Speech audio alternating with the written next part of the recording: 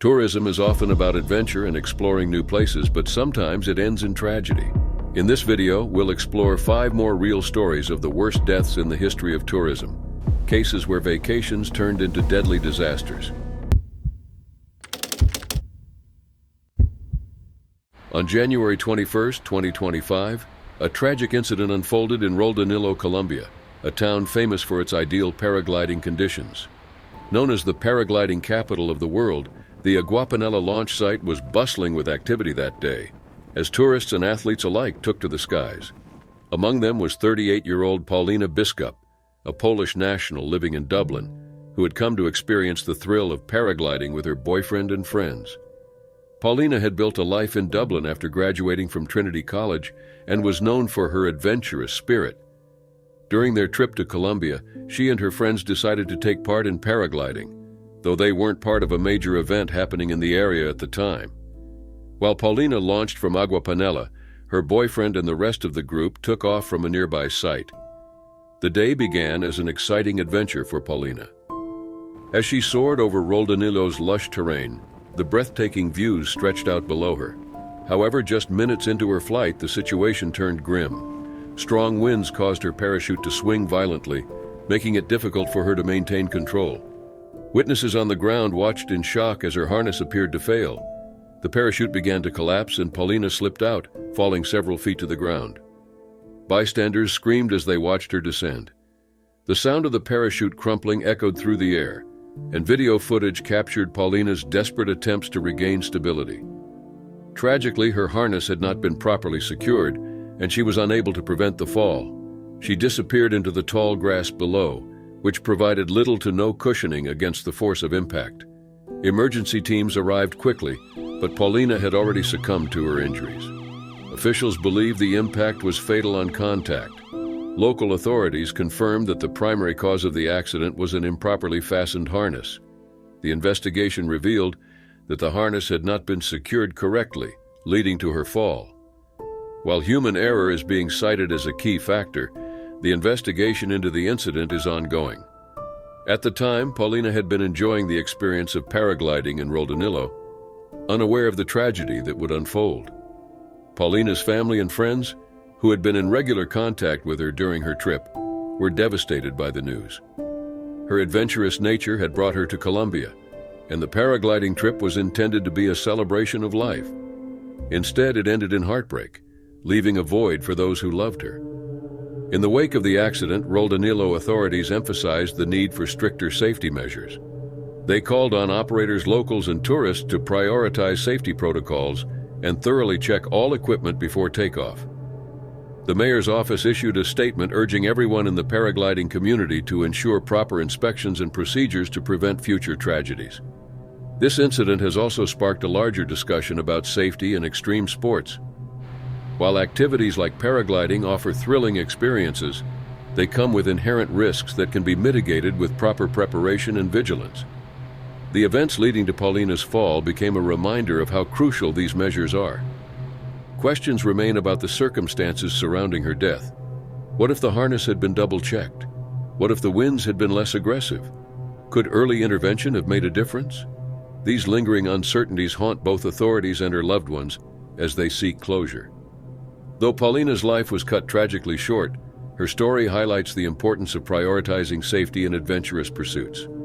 Her love for exploration and new experiences inspired those around her, and while her passing is a heartbreaking loss, it underscores the need for caution and care in high-risk activities. Her memory reminds us of the value of preparation in ensuring that adventure doesn't come at the cost of safety.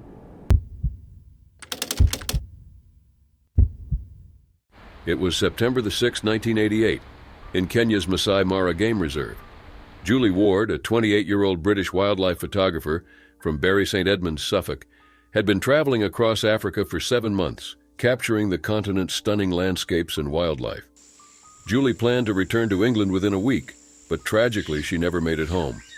On September 5th, while traveling through the reserve with her friend, Australian Dr. Glenn Burns, Julie's vehicle broke down. Dr. Burns left for Nairobi to get help while Julie stayed at the Mara Serena Lodge. The next morning, with her vehicle repaired, Julie headed to the Sand River camp to collect her camping equipment. Julie was never seen alive again. Concerned after days of silence, Julie's father, John Ward, flew to Kenya to find her. On September 13th, during his search, John discovered her vehicle in a gully near a river. Investigating further, he found her remains burned and dismembered near a fire. This discovery marked the beginning of John's decades-long quest for answers. Kenyan officials initially claimed Julie's death was caused by a lion attack or a lightning strike. However, John's investigation revealed something far more sinister. Her remains bore no animal marks, and her bones had been cut with a sharp blade. A British pathologist confirmed she had been dismembered with a machete and set on fire. John suspected foul play and believed there was an attempt to cover up the truth. Over the next 30 years, he spent over £2 million on his investigation, traveling to Kenya more than 100 times, speaking with witnesses and uncovering evidence. His findings pointed to Jonathan Moi, the son of then Kenyan President Daniel Arap Moi. According to John, a witness claimed Jonathan Moi and his associates encountered Julie while she was taking photographs near the lodge. The group allegedly attacked her, and her remains were destroyed to hide the crime. Despite compelling evidence, no charges were brought against Moi or his associates. 2 park rangers were initially charged with Julie's death, but they were acquitted in 1992 due to insufficient evidence. A second investigation led to the arrest of Simon Ola Makala, a former chief park ranger, in 1997. However, he too was acquitted in 1999. John Ward maintained that these men were scapegoats and that powerful individuals within the Kenyan government were involved in a cover-up. Over the years, John collaborated with British authorities and sought assistance from MI6, hoping to hold those responsible accountable. In 2004, a British inquest ruled that Julie had been unlawfully killed. The inquest criticized the Kenyan government for mishandling the case and obstructing justice. While the verdict acknowledged John's tireless efforts, it brought no closer resolution to the case. Despite the lack of justice, John continued his mission. He published a book in 1991 titled "The Animals Are Innocent: The Search for Julie's Killers," detailing his investigation. John believed the Kenyan government suppressed evidence to protect its reputation in the country's tourism industry. In 2019, Jonathan Moi passed away, leaving many questions unanswered. John Ward's pursuit of justice persisted until he died in 2023, just weeks after his wife's passing. Before his death, John's sons, Bob and Tim Ward, vowed to continue their father's mission. They planned to publish another book and release a documentary to keep Julie's story alive. The Ward family remains determined to uncover the truth.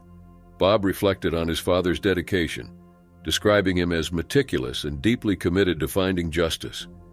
While their lives were forever changed by Julie's death, the family has learned to persevere while honoring her memory. To this day, the mystery of Julie Ward's death remains unsolved. The Kenyan government and British authorities have faced accusations of corruption and cover-ups, leaving the Ward family to carry on their search for answers. Julie's story serves as a reminder of the challenges faced by families seeking justice against powerful forces. The unresolved case leaves haunting questions. Could Julie's death have been prevented? Was more evidence suppressed? Would justice have been served if the suspects had faced trial? These uncertainties continue to weigh on the Ward family as they strive to preserve Julie's legacy and uncover the truth behind her tragic death.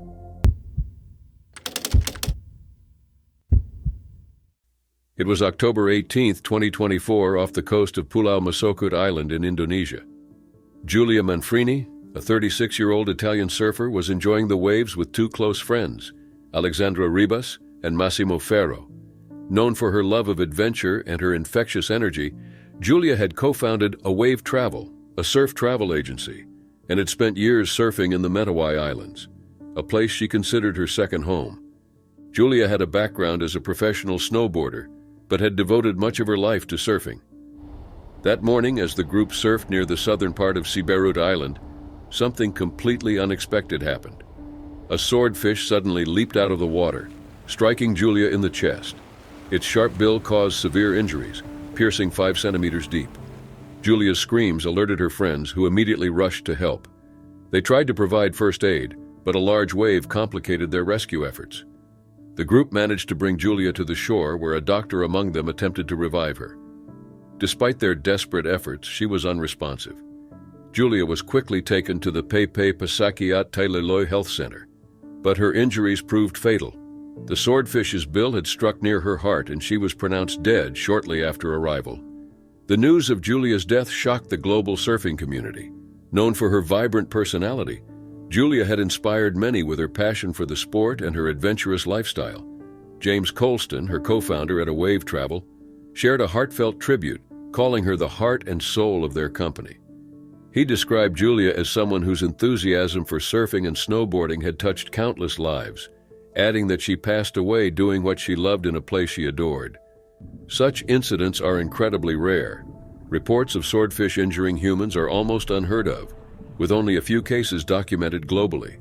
One notable case, cited in the Asian Journal of Surgery from 2007, involved a man who was fatally injured by a swordfish while fishing. However, Julia's case is believed to be the first involving a surfer, making it even more shocking. The Mentawai Islands are renowned for their pristine beauty and challenging waves, attracting surfers from all over the world. Despite the risks of the waters, Julia often spoke about her deep connection to the area. She loved the raw, wild nature of North Sumatra, particularly Nias, a wave spot where she could spend hours surfing without tiring. Tributes poured in from around the world following her death. Fabio Giulivi, the mayor of her hometown, Venaria Reali in Italy, expressed the town's grief, calling her loss devastating. On social media, her 22,000 Instagram followers shared heartfelt messages, remembering her as a bright, energetic force who inspired those around her. Friends and fans alike described her as more than a talented surfer. She was a mentor, a friend, and someone who brought people together through her love for the ocean. Julia's tragic passing underscores the unpredictable nature of the sea. The Mentawai Islands, though breathtakingly beautiful, are known for their dangers. Yet Julia had always embraced the risk that came with her passion for surfing. Her love for the ocean wasn't just about catching waves, it was about connecting with the people and places that made her feel alive.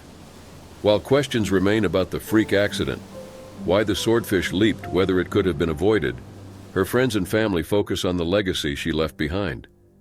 Julia's adventurous spirit, her love for life, and her ability to inspire others are the qualities she will be remembered for. Her story is a reminder of the beauty and unpredictability of the ocean. Julia lived her life fully, following her dreams and building a community of like-minded adventurers. Though her life ended too soon, she left behind a legacy of passion, courage, and joy that will continue to inspire those who knew her. Julia Manfrini will always be remembered as a woman who chased the waves she loved, lived on her terms, and brought light to those around her. While her passing leaves a void, her memory lives on in the hearts of her loved ones and the global surfing community.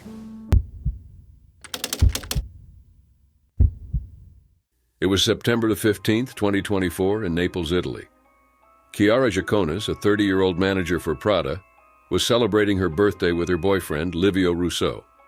Originally from Padua, Chiara had achieved her dream career in luxury fashion, managing 15 stores across the France-Monaco-Belgium region.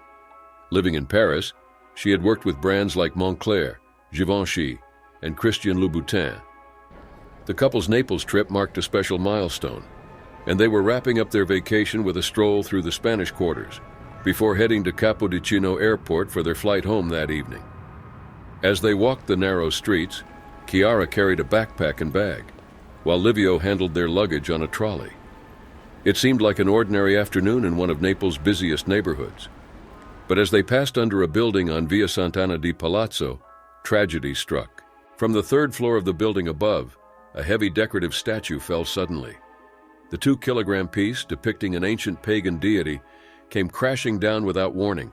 It struck Chiara directly on the head, causing her to collapse instantly. Surveillance footage captured the horrifying moment. Livio froze briefly before rushing to her side, kneeling by her motionless body, calling out her name in disbelief. In his panic, he attempted to roll her onto her back while desperately shouting for help. Another man soon joined him, trying to assist as Livio waved for attention. Despite their efforts, the damage was already done. Onlookers quickly gathered, and emergency services arrived to rush Chiara to Vecchio Pellegrini Hospital.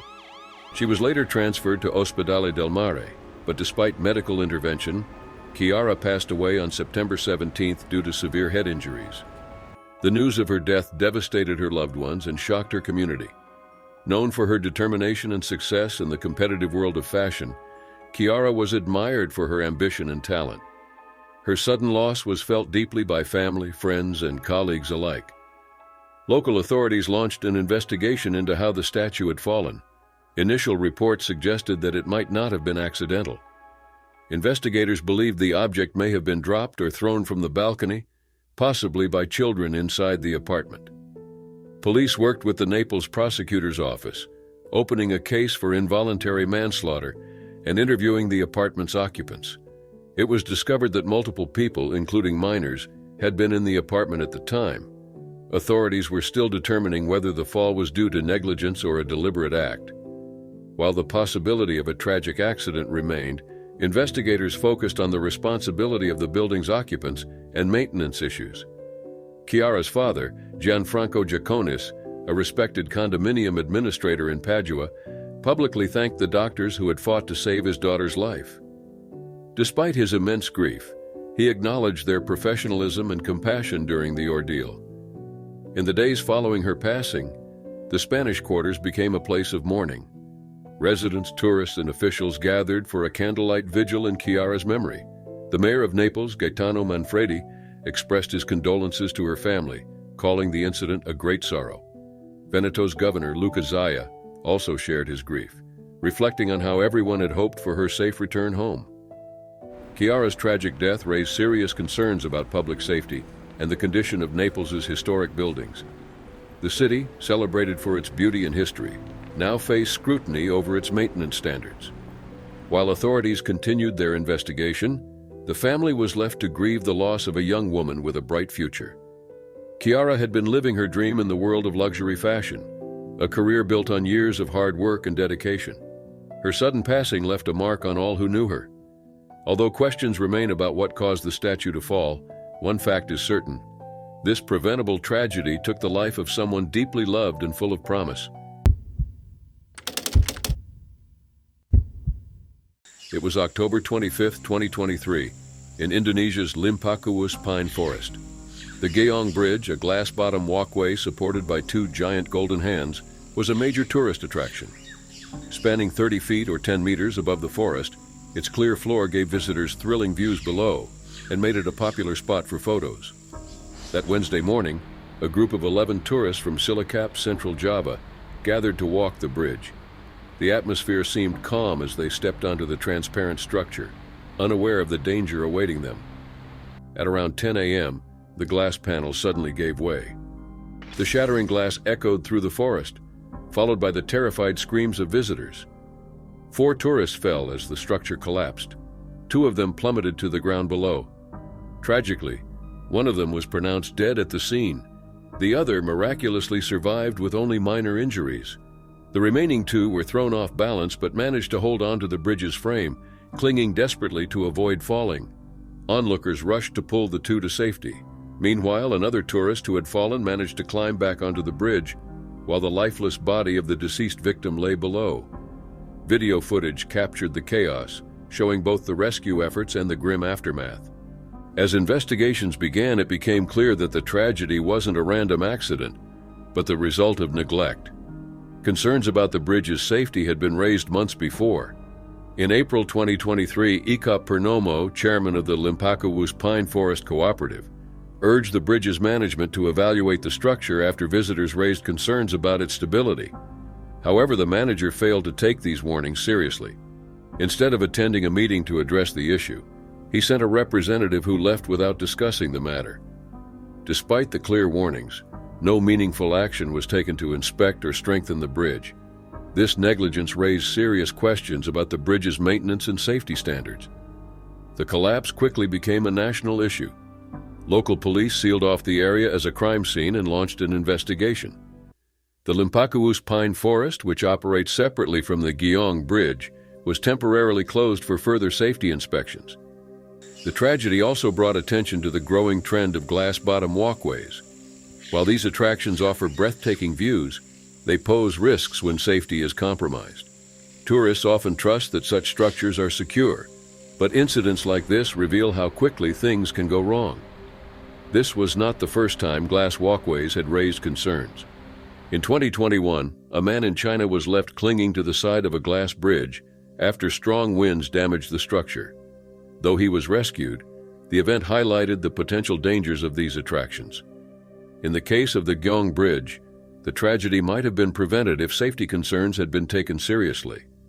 Several visitors had already voiced complaints on social media, yet their warnings went unaddressed. Critics argued that the management failed in its responsibility to prioritize visitor safety. The structural failure also highlighted the importance of material quality in glass-bottom walkways. These structures must be strong enough to hold the weight of multiple visitors. When even a single panel breaks, there's little time to react, as seen in this incident where 4 people were affected instantly. As the investigation continues, many are questioning how often such attractions are inspected and whether existing safety measures are sufficient. Could more rigorous inspections and prompt action have saved lives? Unfortunately, these questions remain unanswered. For now, the tragedy has sparked calls for stricter safety regulations and better oversight of tourist attractions, especially those with unconventional designs like glass walkways. While these structures offer thrilling experiences, they also carry risks if not properly maintained. The loss of life on the Gyeong Bridge is a devastating reminder of what can happen when safety concerns are ignored. As authorities work to uncover more details, one thing is clear. Such incidents show the importance of prioritizing safety in tourist destinations.